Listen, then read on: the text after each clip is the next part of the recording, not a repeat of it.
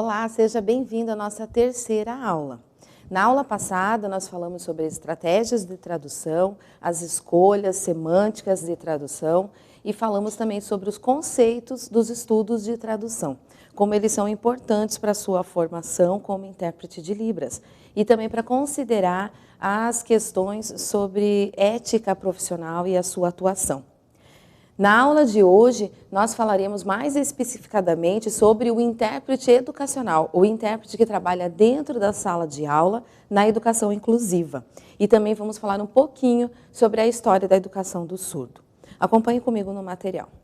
Então, o intérprete ele precisa conhecer um pouquinho sobre a história da educação de surdos no Brasil. Mas primeiro vamos conceituar quem é esse intérprete educacional. O tradutor e intérprete de Libras que atua em ambiente educacional, escolas de educação básica ou nível superior. Esse intérprete, ele atua em sala de aula, tanto na educação básica quanto no ensino superior, atendendo esse aluno surdo que chega em sua sala. Mas a comunidade surda luta pela defesa da escola bilíngue nos anos iniciais do ensino fundamental. Do primeiro ao quinto ano e na educação infantil, a comunidade surda prefere e vê como filosofia bilíngue o método de trabalho com essas crianças. Não seria muito coerente ter um intérprete em sala de aula, porque uma criança de 0 a 5 anos ainda não está com a sua língua de sinais estabelecida. Como uma criança de 0 a 5 anos ainda não fala o português completamente, ainda está em processo de aquisição da língua. Por isso, o importante é que ele tenha contato com professores surdos, com sujeitos bilíngues, com modelos linguísticos adultos, para que ele possa estabelecer a sua primeira língua, conversar e ter o aprendizado da segunda língua, que é a língua portuguesa, escrita, na modalidade escrita, com mais tranquilidade. Imagine você atender uma criança na educação infantil ou no primeiro até o quinto ano, essa criança ainda não tem uma língua de sinais bem evoluída e você atender como intérprete.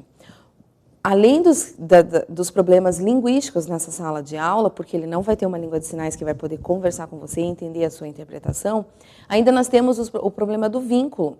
Uma criança na educação infantil e do primeiro ao quinto ano precisa estipular e criar vínculo com o seu professor e não com o intérprete. O intérprete e o professor eles têm papéis diferentes dentro da sala de aula.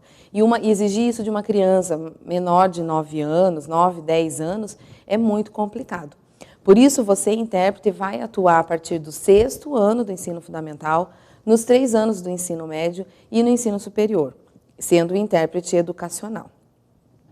Nós temos algumas pequenas diferenças entre o intérprete educacional e o intérprete em outros momentos, em outras áreas. O intérprete educacional, ele trabalha diretamente com o aluno quase todos os dias, em todas as aulas. Então, o vínculo criado é inevitável. Também esse intérprete precisa ter uma formação, uma diretriz em educação inclusiva, ou educação especial, ou alguma coisa nessa área, não apenas na tradução, na linguística, como a gente reforçou na aula passada. Tão importante quanto as diretrizes da educação inclusiva vão trazer aí esclarecimento sobre como esse surdo vai se sentir incluído na sala de aula. O importante, porém, na interpretação são os estudos da tradução, compreender a língua de sinais, aprender como o surdo entende as informações, como a língua funciona na comunidade surda, mas trabalhando dentro da escola, esse lado pedagógico, esse lado da inclusão também tem que ser levado em consideração. Vamos continuar com o conteúdo. Nós vamos falar agora um pouquinho sobre o papel do intérprete e do professor regente. Esses papéis são diferentes. O professor, ele é responsável pelo ensino-aprendizagem dentro da sala de aula, pelo processo de ensino-aprendizagem. Ele vai dar as aulas, ele tem que dar conta do conteúdo, da aprendizagem dos alunos, dos sistemas de avaliação e etc. É um papel bem específico. Já o intérprete de Libras, ele não tem a função de tutoriar os alunos, nem de comentar sobre o seu desempenho, nem comentar com outras pessoas da escola se o aluno está se dando bem na sala ou não, porque ele é apenas um intérprete, apenas, modo de dizer, para especificar o papel. A função do intérprete já é bastante complicada, vocês devem saber. Mas ele interpreta os conteúdos escolares, ele precisa estar a par do que vai acontecer na aula, por isso, encontros com o professor antes da aula seriam importantes, ou talvez acesso ao material que o professor vai utilizar na aula também seria interessante. E isso facilita o trabalho do intérprete, mas ele não é tutor do aluno, ele não tem responsabilidade em avaliar o aluno, ele não pode dar feedback para outras pessoas a respeito do desempenho do aluno na sala. Ele pode, sim, prestar uma consultoria ou esclarecimentos a respeito da especificidade do aprendizado da pessoa surda, ou da aquisição de L1, L2, de primeira língua e segunda língua, da língua natural, da segunda língua, que é o português a modalidade escrita, a produção escrita do aluno surdo, que tem essas marcas da língua de sinais, de marcas de quem é estrangeiro, de quem escreve um português como língua estrangeira. Essas marcas, o intérprete pode fazer todo esse papel de esclarecimento, de conversa com o professor, para que esse aluno surdo seja totalmente incluído na sala de aula. Acompanhe comigo no material. Precisa ter bem claro esse papel do intérprete, até para que o aluno consiga perceber que o professor dele é o professor ouvinte que está ali na sala e não o intérprete. O intérprete, então, é o mediador linguístico do estudante surdo no ambiente escolar, não apenas na sala de aula. O intérprete, quanto menor a criança, mais novo seja o estudante, o intérprete tem um papel ainda um pouquinho mais estendido do que a sala de aula. Ele precisa atender esse aluno em outros ambientes dentro da escola, seja no intervalo, ou na hora do lanche, ou com outras interações. E é importante que a participação do aluno seja efetiva na escola. E a participação só vai acontecer se ele tiver um intérprete para fazer essa mediação linguística. O aluno, às vezes, confunde um pouco, porque ele anda muito com o intérprete, confunde um pouco a relação entre o intérprete e com o professor. Quando ele tem uma dúvida, é muito comum que dentro da sala de aula o aluno queira fazer uma pergunta para o intérprete e ele diga, eu vou perguntar para o professor, vamos perguntar para o professor, levante a mão e tal. E ele diz, não quero perguntar para o professor, quero perguntar só para você. Então, é uma prática comum dentro da sala de aula, mas que não deve ser encorajada. Porque o aluno precisa aprender, ter esse costume, esse hábito de se dirigir ao professor, de sempre falar com o professor, para poder tirar as suas dúvidas, esclarecimentos de conteúdo ou de outras questões. E o intérprete vai fazer essa mediação. Porém, a gente sabe que é muito comum para o surdo querer resolver essas situações diretamente com o intérprete. Quando as questões são estritamente sobre língua portuguesa, tradução, palavras, vocabulário, o intérprete pode resolver ali com a pessoa surda. Isso é normal, acontece em sala de aula. Então, você está interpretando um conteúdo, o professor cita alguma coisa, o aluno tem dúvida numa palavra, não conhece uma palavra do português e você dá a tradução. Você não precisa interromper a aula a todo instante por conta de dúvidas de vocabulário. Quando as questões envolvidas têm em seu conteúdo a língua, o processo de tradução, o intérprete pode resolver isso.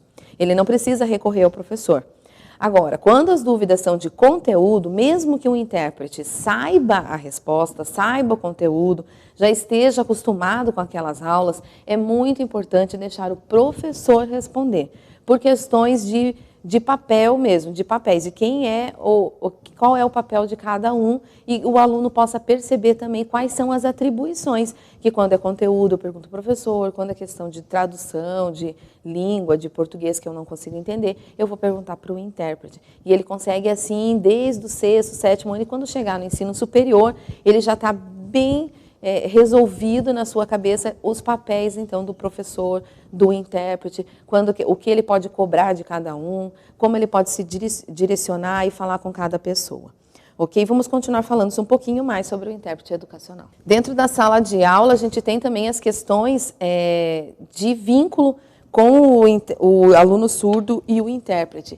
E essas questões entre os alunos ouvintes também, com o surdo, com o professor também. Essas questões de vínculos que nós temos comentado com vocês, a gente tem falado sobre os atributos éticos do intérprete educacional, a imparcialidade, a distância profissional, confiabilidade, discrição e fidelidade.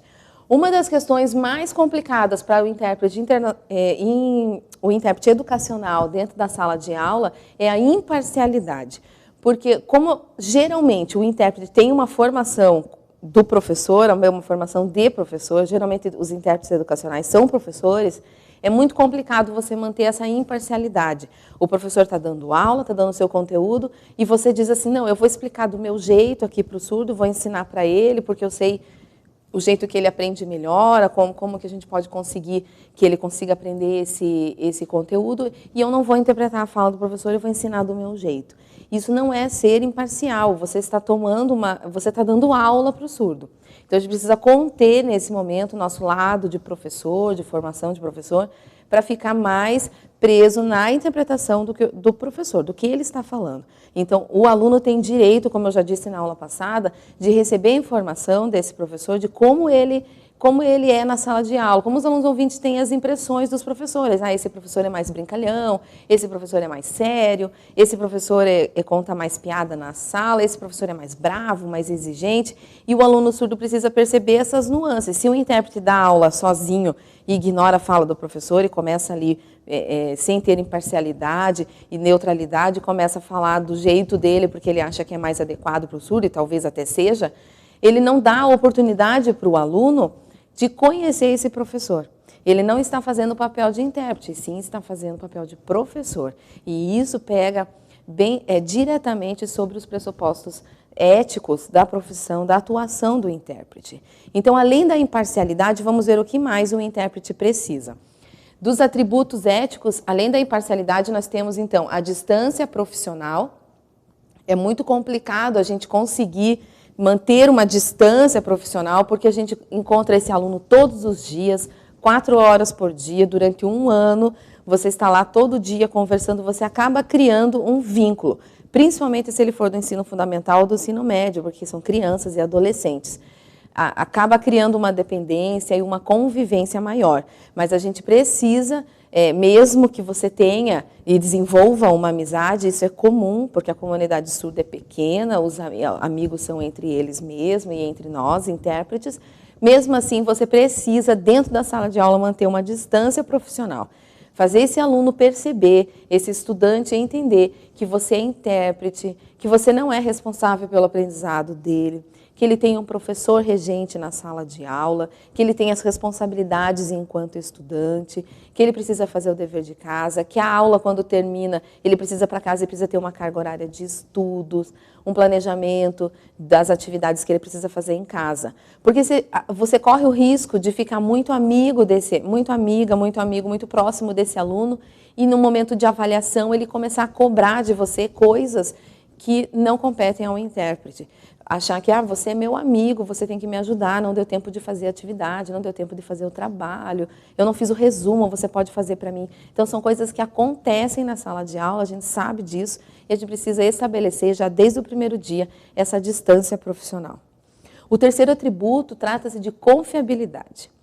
É muito importante que o aluno surdo confie no intérprete. É porque ele precisa ter essa relação de confiança, afinal, o que ele vai dizer, o que ele vai entender na sala de aula depende do intérprete. Então, imagine se você fosse um aluno surdo, um estudante surdo, estivesse sentado na sala de aula e o intérprete estivesse interpretando com uma expressão meio duvidosa e dissesse assim, acho que eu não estou entendendo, não passa confiança para o aluno. Aí você ficaria desconfiado, ia dizer, eu acho que esse intérprete não está conseguindo passar, não está conseguindo interpretar direito o que está sendo dito, e eu estou sendo prejudicado, acho que ele não está entendendo o que eu estou falando, não estou conseguindo fazer a pergunta ao professor, então você precisa passar confiança para esse estudante. Você, enquanto intérprete educacional, você precisa ter confiança no seu trabalho. É claro que tem momentos que a gente tenha os momentos de dúvida no momento de trabalho, mas ali, na hora do trabalho, você tem que apresentar confiança, porque esse estudante precisa confiar que você é profissional e está fazendo um bom trabalho. Veja mais um atributo. Além da confiabilidade, nós temos, então, a discrição e a fidelidade. A discrição é importante porque você deve evitar expor o aluno em situação de constrangimento em sala de aula, por pequenas coisas e coisas maiores às vezes. Mas pense numa sala com adolescentes, onde todos conversam muito e se provocam. Você sabe como é a dinâmica de uma sala de aula com adolescentes, né? deve saber. E os alunos se provocam. Imagine um aluno surdo, então, você ali interpretando, você começa a dar bronca no aluno ou qualquer coisa desse gênero na frente dos colegas ouvintes. Isso é uma questão que constrange a criança ou o adolescente. Então, você deve evitar, você ser discreto, tanto na sua interpretação quanto na sua postura dentro da sala de aula, para não expor o aluno e nem expor a você mesmo enquanto profissional. Além da discrição, nós temos também a fidelidade. Nós temos que ser fiéis ao conteúdo que está sendo passado. Nós não podemos acrescentar ou omitir conteúdo para benefício próprio. Isso é um pressuposto ético muitíssimo importante na nossa profissão. Mesmo que nós, por sermos professores, acharmos que dentro da sala de aula o professor está falando algo que não está muito adequado para a comunidade surda, que o surdo não vai entender, ou que tem informação auditiva, ou que o professor está dizendo alguma coisa que é, de certa maneira, preconceituosa. Às vezes o professor, por falta de informação, não intencionalmente, mas por falta de informação, acaba falando alguma coisa que é, na verdade, preconceituosa em relação ao surdo. E você, para evitar maiores conflitos, omite isso. Você não está sendo fiel na sua interpretação. Você precisa passar todo o conteúdo, mesmo que ele seja, às vezes, preconceituoso ou que não te agrade. Porque, afinal de contas, o conteúdo é do professor para o aluno. Você é o mediador naquele meio. Ok? Continuando aqui no material, a gente termina a parte dos atributos e a gente vai falar, então, que o intérprete educacional deve preocupar-se com a inclusão do surdo na escola e, com isso, garantir a acessibilidade comunicacional do mesmo. Nós temos que perceber que o intérprete dentro da escola garante a acessibilidade do aluno, mas ele não garante só a acessibilidade na sala de aula. As escolas geralmente têm eventos, seminários, tem mostra literária, tem várias feiras de ciências, tem muitos eventos dentro de uma escola estadual, uma escola do ensino fundamental, do ensino médio. E o aluno surdo, às vezes, fica um pouco fora disso, porque, às vezes, porque o intérprete é um só e não consegue atender tudo sozinho. O ideal seria uma dupla para atender a escola. Mas, às vezes, é porque o intérprete não vê necessidade, acha que o trabalho dele é só dentro da sala de aula, traduzindo as aulas. E isso não é verdade. Você precisa garantir a acessibilidade desse aluno no contexto escolar. Toda a escola, todas as atividades. Tudo o que as crianças ouvintes fazem, você precisa permitir que o aluno surdo tenha a oportunidade de fazer. Se ele não quiser, aí já é outra situação. Mas ele precisa ter a oportunidade de participar. O intérprete educacional, então, tem esse papel. O intérprete não é professor do estudante surdo. Ele não atribui nota ou avalia o seu desempenho. E não deve comentar sobre as habilidades do estudante surdo que atende para outras pessoas da escola. Essa questão do sigilo, ela não é só um pressuposto ético estabelecido por uma comissão. Ela tem força de lei. Na lei que regulamenta a profissão de intérpretes, do intérprete de Libras, o tradutor de Libras, nós temos lá um parágrafo fazendo comentário menção sobre esse aspecto do sigilo. O aluno surdo, às vezes, conta e compartilha coisas dentro da sala de aula ou coisas particulares do seu desempenho, do seu processo de ensino-aprendizagem, que o intérprete não deve comentar fora da escola, de maneira nenhuma. Porém, numa situação de conselho de classe, por exemplo, entre os professores, o intérprete deve participar e fazer os seus comentários em relação, sempre com críticas construtivas e sempre com o objetivo visando o bem-estar do aluno, a inclusão do aluno na sala de aula e a melhora sempre do desempenho do ensino da aprendizagem desse aluno. Esse deve ser o objetivo. Sempre reforçamos, então, que o intérprete não é professor desse aluno. Ele não é professor do aluno surdo, ele é o intérprete. E, às vezes, o professor também confunde isso. Ele diz, o seu aluno não veio hoje, ou o seu aluno não fez atividade, fale com ele. Então, você deve, sempre com bom senso, sempre com um jeitinho, falar com o professor de que esse aluno não é seu, o aluno é do professor regente que está na sala. Naquele momento, você é um intérprete, mediador linguístico, lembra? Então, a gente deve fazer essa intermediação, mas deixar o professor tomar as atitudes e todas as decisões em relação da vida acadêmica desse aluno. E o intérprete, então, não vai atribuir nota nem avaliar o desempenho desse aluno, certo? Nós temos um vocabulário, ouvintes, eu acredito que vocês já conheçam, mas ouvinte é o termo utilizado para nomear as pessoas que não são surdas. Para evitar a expressão inadequada, ele é normal, utilizamos ele é ouvinte. É muito comum, às vezes, a gente dizer assim, a pessoa fica um pouco assustada em dizer, mas eu acho surdo uma palavra muito pesada, eu acho que é mais pejorativo. Mas para a comunidade surda, a palavra surdo é o mais certo. E deficiente auditivo eles não gostam, eles acham mais pejorativo, porque eles não se veem como deficiência, como povo que tem uma deficiência, mas se veem como uma minoria linguística, pessoas que falam outra língua apenas, e não deficientes auditivos. Então, você pode dizer surdo. E para as pessoas que não são surdas, ouvintes. É a mesma coisa entre as pessoas deficientes visuais, eles chamam videntes para as pessoas que não são deficientes visuais. Ou para as pessoas que trabalham com autismo, são as crianças ou os adultos que têm autismo, e as crianças neurotípicas. Para você evitar o termo, ele é normal, ele é surdo. Isso é muito, muito inadequado. Porque quem somos nós para dizer quem é normal e quem não é normal, né? Então, a gente precisa usar esses termos, essas palavras, essa nomenclatura mais adequada para evitarmos algum tipo de constrangimento da sala de aula. Então, nós temos os alunos, os estudantes ouvintes e o estudante surdo, os estudantes surdos, ok? Então, é um pouquinho mais de vocabulário para vocês. Então, é função do intérprete. Até agora, na aula, a gente só falou sobre o que não é a função do intérprete, que ele não é professor, que ele não é tutor, mas agora a gente vai falar sobre o que é a função. Então, a função do intérprete é acompanhar os estudantes, o estudante surdo, em todas as atividades da escola, participar de conselhos de classe e reuniões pedagógicas. Então, ele precisa acompanhar esse estudante surdo em todas as atividades, como eu já comentei, seja em sala de aula, aulas de educação física, que é no pátio, em todas as situações o intérprete acompanha este estudante. E também precisa o intérprete ser incorporado, fazer parte do quadro dos docentes da escola, não como docente, mas como intérprete de Libras. Então, ele participa de reuniões, tem que participar de reuniões de planejamento, participar de reuniões de conselho de classe, porque a opinião dele, a contribuição desse intérprete vai ser importante para a inclusão efetiva do estudante surdo. Então, todos esses aspectos nós já comentamos um pouquinho antes de quando não era função. Então, é função do intérprete participar dessas atividades. Também priorizar a tradução em sala de aula do que as atividades administrativas, mediar comunicação entre estudantes, professores e demais funcionários da escola.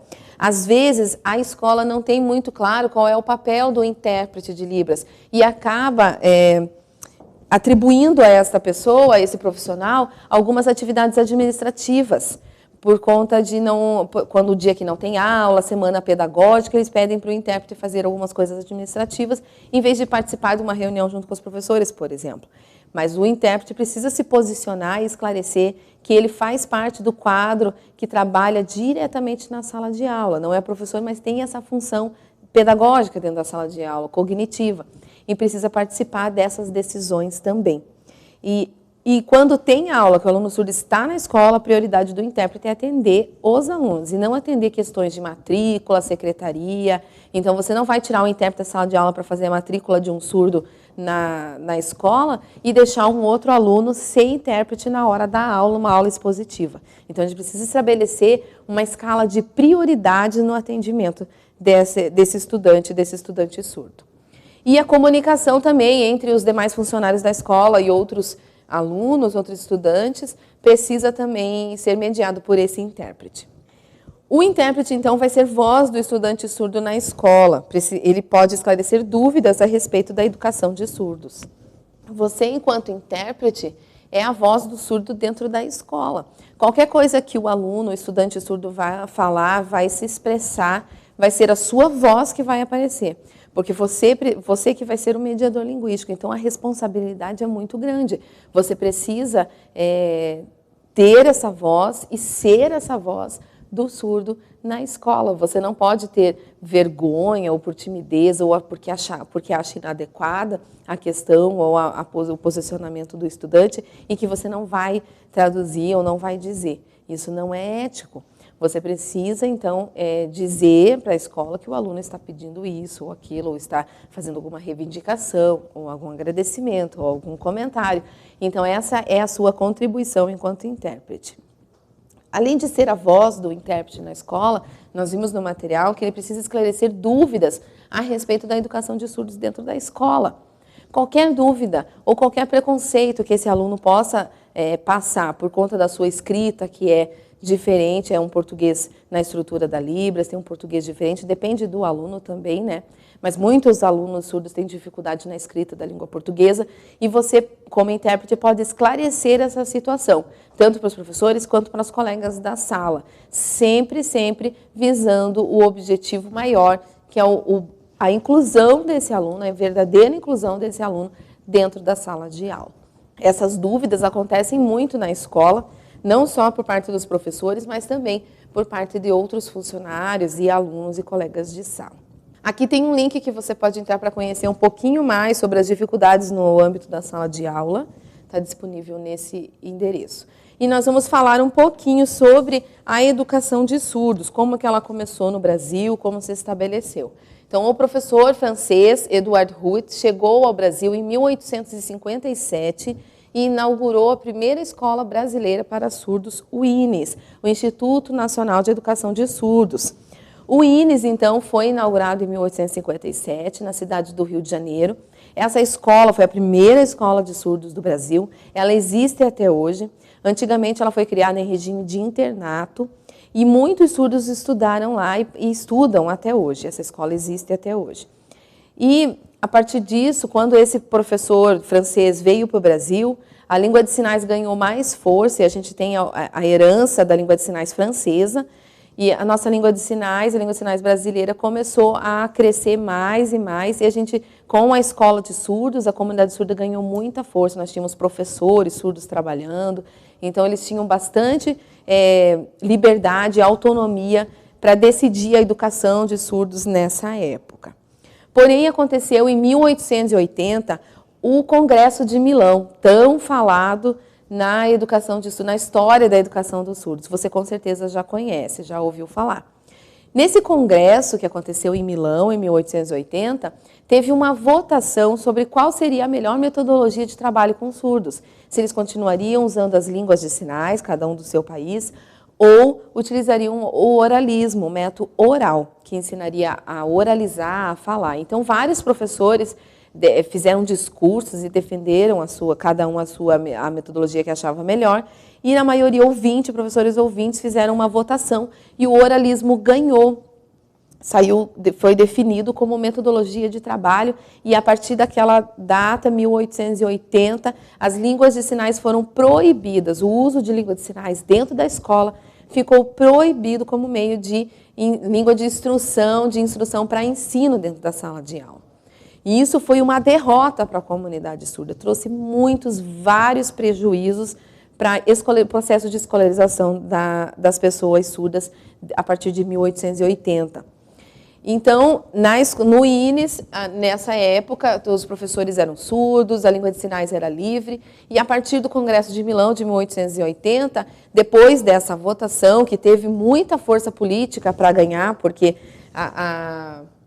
o oralismo, nessa época, em 1880, era muito importante, porque além das escolas poderem usar a língua de sinais, o oralismo também era utilizado, porque em 1880, quem era primeiro filho, primogênito, recebia como herança todo o patrimônio dos pais e dos títulos e toda essa situação. E o primogênito, quando era deficiente ou, por exemplo, surdo, se ele não falasse, não oralizasse, ele era dado como incapaz e não poderia receber herança.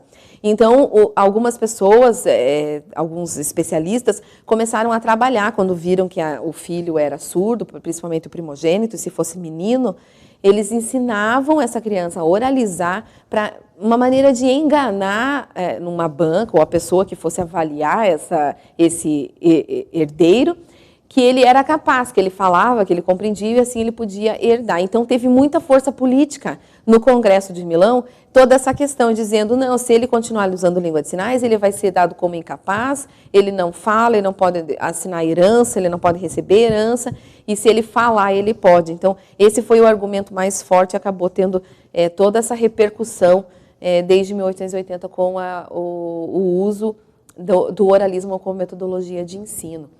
Então, a proibição do uso da língua de sinais se aconteceu dentro das escolas. Os surdos não pararam de usar língua de sinais, obviamente. Sempre que se encontravam, eles sinalizavam. Mas dentro da escola, ela ficou proibida. Os prejuízos no processo da escolarização dos surdos. Claro, porque com o oralismo, o surdo, claro, tinha sempre 2, 3 que conseguiam oralizar e conseguiam se destacar na escola. Mas e os demais que não conseguiam? Então é muito complicado. Tente se colocar no lugar do surdo, você sem escutar nada, tentar produzir fala, sem ouvir, apenas por intuição, por colocação da mão e tentar, por treinamento de fonoaudiólogo, conseguir produzir o som, tentar entender a mecânica do som, de como ela funciona. Isso trouxe muitos prejuízos para a comunidade surda. Nós vamos falar um pouquinho sobre os modelos, então, de ensino para a educação de surdo. Nós tivemos a língua de sinais, a gente teve o oralismo a partir de 1880, depois disso a comunicação total e o bilinguismo. O oralismo, o objetivo era a reabilitação, era a oralidade, trabalhar a fala. Na comunicação total, o objetivo era a comunicação. Como diz o nome, comunicação total, então não importava como, podia usar sinais, gesto, mímica, fala, qualquer coisa, mas que a comunicação acontecesse. E o bilinguismo, o objetivo era a aceitação, a inclusão, porque o bilinguismo você trabalha com 2 línguas, você tem ideia de como é a aquisição de primeira língua, de segunda língua, então tem outros desdobramentos que nós veremos a seguir. Então nós temos aqui o oralismo, a comunicação total e o bilinguismo. O oralismo, então, tem como característica principal a ideia de que o surdo necessita aprender a língua oral de seu país, no nosso caso o português, podendo assim integrar-se à comunidade ouvinte. O oralismo deixou marcas profundas nos surdos. Foram 100 anos de retrocesso com a proibição da língua de sinais.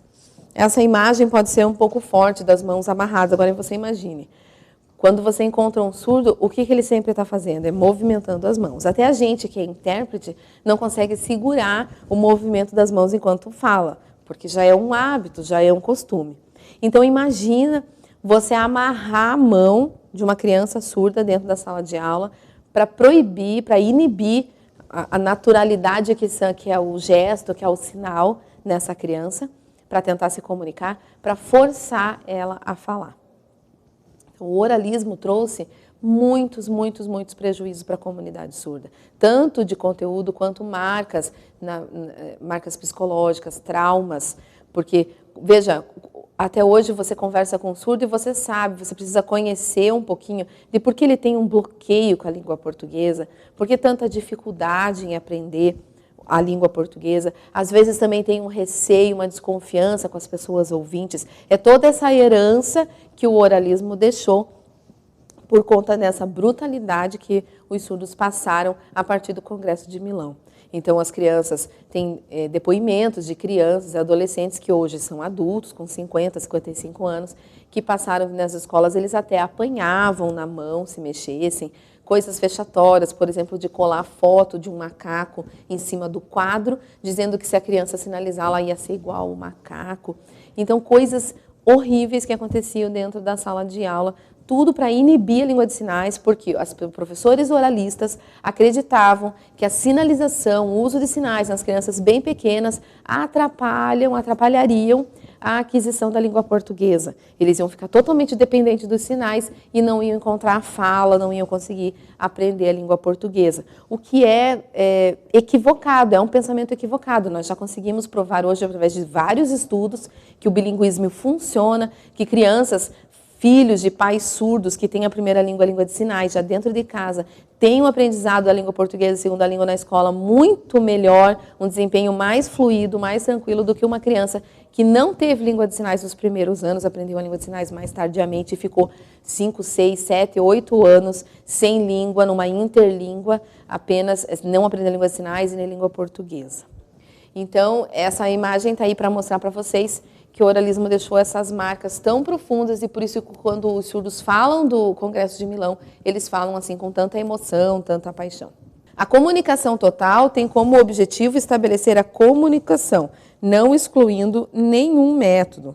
Então, aqui a gente tem o bimodalismo, o português sinalizado, que utiliza as línguas... O problema do bimodalismo é que você usa duas línguas com estruturas diferentes ao mesmo tempo. Então, a comunicação total, que tem esse sinal, aquela época que você sinalizava e poderia falar junto todas as palavras. E isso é bem problemático, porque você está misturando duas línguas. A língua de sinais tem uma ordem, uma estrutura sintática completamente diferente do português. E se você, quando você fala português, você fica preso na fala, a tua estrutura sintática vai ser do português. E isso é português sinalizado. Ou bimodalismo, quando esse que é o sinal, o bimodalismo quando você sinaliza e fala ao mesmo tempo. A comunicação total teve bastante importância no momento histórico em que ele aconteceu, porque foi apagando o mito de que o oralismo era o melhor método e a língua de sinais foi ganhando força dentro da comunidade surda. Foi um processo importante, embora hoje inadequado. A comunicação total, o bilinguismo, todas essas outras... Bilinguismo não, desculpe, a comunicação total e o bimodalismo são inadequados para a educação de surdos hoje em dia, mas eles tiveram o seu momento importante, a contribuição histórica para essa passagem do oralismo para o bilinguismo, para a aceitação novamente da língua de sinais. E isso levou 100 anos, foram oralismos até quase 1970, 1980. 1970 começaram a falar a comunicação total, desde 1960, mas em 1980 que a gente começou a falar sobre bilinguismo, língua de sinais, que a comunidade surda começou a reivindicar seus direitos. Então foram 100 anos de escolarização apenas priorizando a fala e a reabilitação. Aqui nós temos uma imagem do sinal da comunicação total.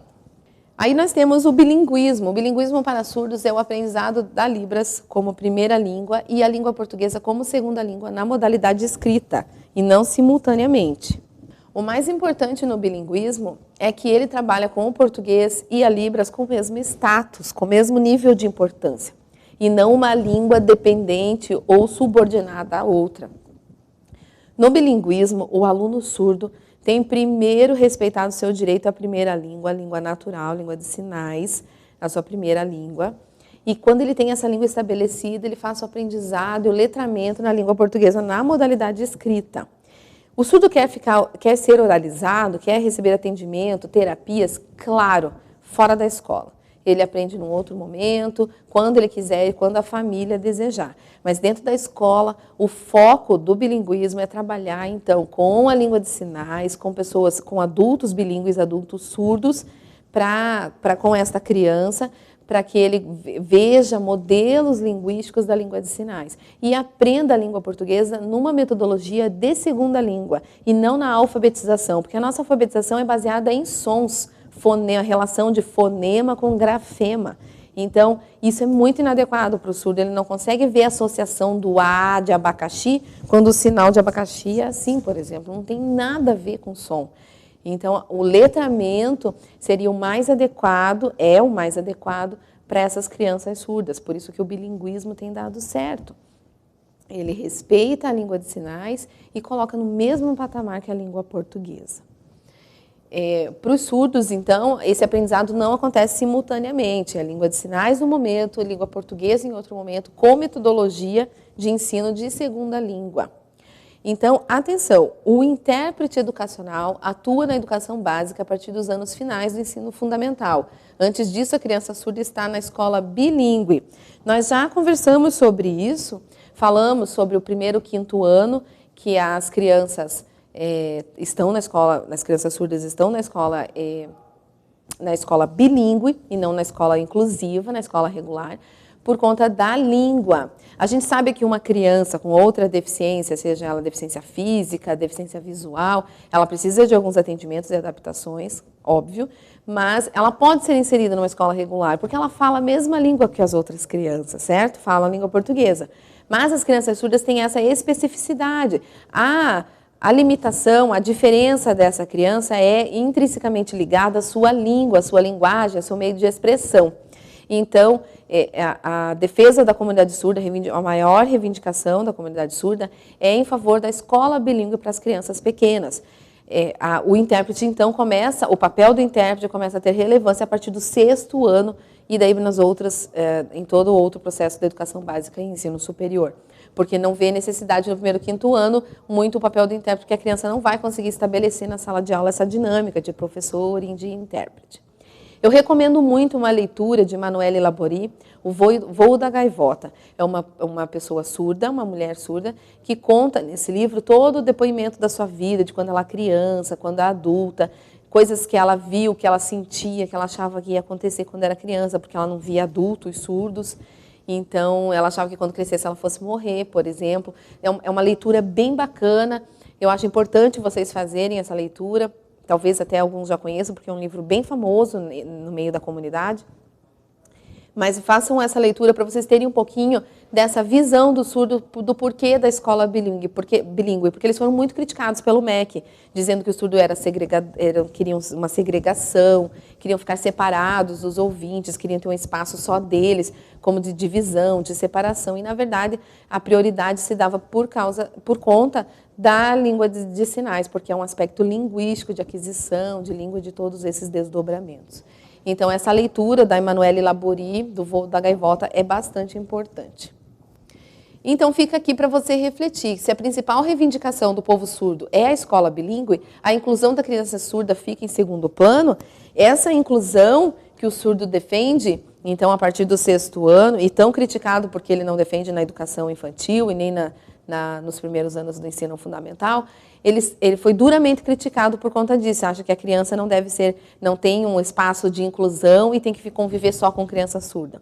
Na verdade, a escola bilíngue não é só para surdos. É uma escola bilíngue que tem uma metodologia de trabalho em língua de sinais, primeira língua portuguesa, aprendizado de língua portuguesa como segunda língua, e qualquer criança poderia estudar nessa escola. Uma criança ouvinte, filho de pais surdos, poderia estudar nessa escola, porque ele já tem a língua de sinais como primeira língua. Então, é uma questão de você ver, de perspectiva, de você ver a língua de sinais com o mesmo status, com o mesmo valor da língua portuguesa. Fica para você refletir nessa situação do que é realmente a inclusão. É inclusão colocar uma criança de 5 ou 6 anos, surda, numa classe com as outras crianças de 5 ou 6 anos, ouvintes, e essa criança não conseguir estabelecer comunicação e precisar depender de um intérprete de língua de sinais, sendo que ele nem sabe ainda como funciona essa língua, ainda não tem isso tudo estabelecido? Então, fica para a sua reflexão, para trabalhos posteriores e defesas da escola pública, para você entender essa visão da comunidade surda, da escola bilíngue. Conheça mais um pouquinho sobre a Libras na íntegra da lei número 10.436, de 24 de abril de 2002, dispõe sobre a língua brasileira de sinais, Libras, e dá outras providências. Essa é a lei da Libras, de 2002, que reconhece como segunda língua oficial da comunidade surda, segunda língua oficial do Brasil e da comunidade surda, e o decreto 5626 de 2005, que regulamenta essa lei. O decreto veio, então, para instituir que a Libras fosse disciplina obrigatória nos cursos de licenciatura, de formação de professores e de fonoaudiólogo, nas universidades, e estabelece as regras, então, para os professores de Libras, contratação e universidade, essas outras situações que precisem. Então, leia um pouquinho a lei, vá lá, leia, conheça um pouquinho dos artigos dessa lei da Libras e também consulte o decreto. Nós temos aqui uma questão de aprendizagem. Então, o professor em sala de aula diz ao intérprete, não traduza essa parte. Levando em consideração os conteúdos estudados na aula de hoje, qual seria a sua postura adequada, a postura ética do intérprete? O que fazer nesse momento, quando o professor diz isso? Então, você precisa passar para o professor, nessa sala, baseado no Código de Ética, na lei e na lei da regulamentação da profissão de intérprete de Libras, que você precisa passar tudo que o professor diz para o aluno. Então, você precisa pesar nessa hora se é uma criança, se é um adolescente, se é um adulto, e tentar evitar o conflito, mas sim, se posicionar dentro da sala de aula, que o ambiente é bilíngue, e pensar nessas situações. Então, fica uma questão para você pensar e responder. Tente basear a sua resposta no código de ética e no código de ética que eu já mandei, que já está disponibilizado para vocês, do intérprete de Libras, e também na lei da regulamentação do intérprete. Pensar nesse intérprete profissional, nesse intérprete educacional, quais são as suas atribuições. Nós temos aqui, já finalizando a nossa aula, algumas referências. Eu quero destacar este livro, As Imagens do Outro sobre a Cultura Surda, da professora Karen. Esse livro é muito importante a leitura. Ele conta ele dá um outro olhar sobre a história do surdo, e é bem bacana se você puder ter esse livro e puder ler esse material. Eu agradeço a sua participação na aula e nós nos vemos na nossa última aula, nosso quarto encontro. Até lá!